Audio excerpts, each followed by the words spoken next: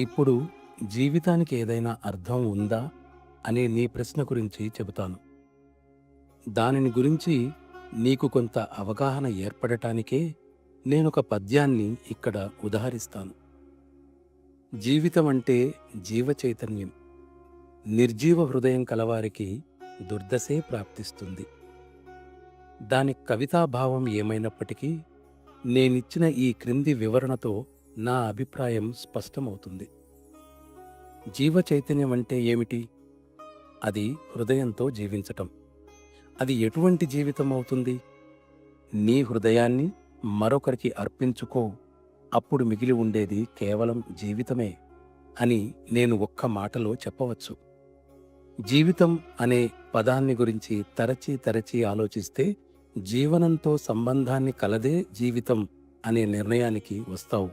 అంటే ఈ జీవితానికి సంబంధించి ఉన్న ఒక విధమైన జీవనము ఏదో తప్పక ఉందని నేను చెప్పినది స్పష్టపరుస్తోంది.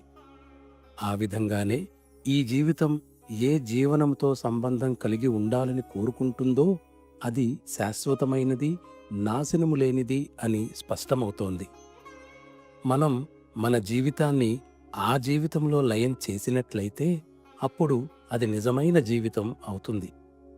అక్కడ ఆనందం కానీ, విచారం కానీ, వినోదం కానీ ఉండవు. మిమ్మల్ని అందరినీ ఆ జీవితానికి తీసుకుపోవాలని నా ఆకాంక్ష. నేను పైన చెప్పినట్లుగా కేవలం అది మాత్రమే జీవిత గమ్యము. నీ హృదయాన్ని ఇంకొకరికి అర్పించు అనే వాక్యానికి నీవెటువంటి అర్థం ఇచ్చినప్పటికీ అది ప్రేమభావంతో కలిసి ఉంటే సరైనదే అవుతుంది. కానీ సత్తత్వాన్ని కేవలం వివరణల ద్వారా తెలియచేయటం ఎన్నటికీ సాధ్యం కాదనే విషయం స్పష్టం. ఎందువలనంటే మనస్సుతో గ్రహించటానికి అది మనస్సుకు చాలా అతీతమైనది. నేను ఇదంతా వ్రాయడంలో గల ఉద్దేశం ప్రాపంచికత్వంతో కప్పివేయబడిన మన అసలు అస్తిత్వాన్ని, అర్థంలేని వినోదాకర్షణల వైపు మొగ్గి ఉన్న మన హృదయాన్ని సరైన దిశలో మళ్లించాలనే. జీవితంలో చేయవలసినదంతా ఇదే. హృదయం దైవానికి చెందాలి, నీవు నీకే చెందాలి.